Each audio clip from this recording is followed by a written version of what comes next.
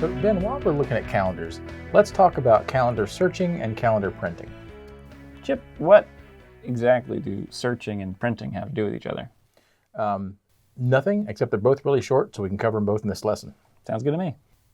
When we're on Outlook on the web, just like in the email section, when we're in the calendar section, we have a search box at the top, and it's contextual. So if we search here, we're only going to be searching in calendars. Got it. So for example, this is in my calendar. If I search for meeting, it's finding anything in my search results that has the word meeting.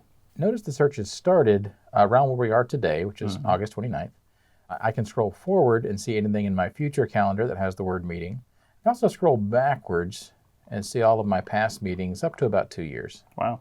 It's important to know what search searches for and what it doesn't search for. So for example, on Monday the 2nd coming up, you notice that I scheduled that meeting with George and we planned it at the Starbucks. If I do a search for Starbucks, notice it found an old meeting from April. It did not find that meeting with George. So it doesn't search the locations, but it does search the name of the meeting and the description of the meeting. Okay. Let's go back to search for meeting. So something else to notice here is that it's also not searching all of my calendars. It mentioned at the top that it's not currently able to search certain calendars, and these are actually calendars that are associated with Office 365 groups in my case.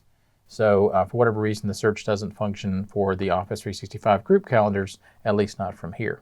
So it's really only searching local calendars that are available for my account. Got it. I have a filter option just like I did on the email search, except up here it says selected calendars. And all I can really do is I can choose to find calendar items that have an attachment, which trims it down a pretty good bit. And I can also control my date range. So by default, it's looking backwards about a year and it's looking forward about 2 years. I can adjust that here if I want to with the normal date controls. I don't have anything scheduled past November 2021, so not a big deal. I can also choose to clear my filters, which just puts it back to the default. Oh, okay. So fairly straightforward. When I click on an item here, I'll see the details on the right. So I can scroll through and look and understand what's in that event. So speaking of understanding, I understand that some people need a printed copy of their calendar from time to time. Yeah. So let's exit out of our search by hitting this back arrow. You'll notice that when I'm looking at my calendars, there is a print icon in the top right corner. Now right now I have my calendar, the Ben Burris calendar, the video production calendar. All in split view. Right, Bigger Brains and DF Sales 2, all in split view. If I go to print though, notice it takes them out of split view. So it's printing them as an overlaid calendar, not as the split calendar. Gotcha.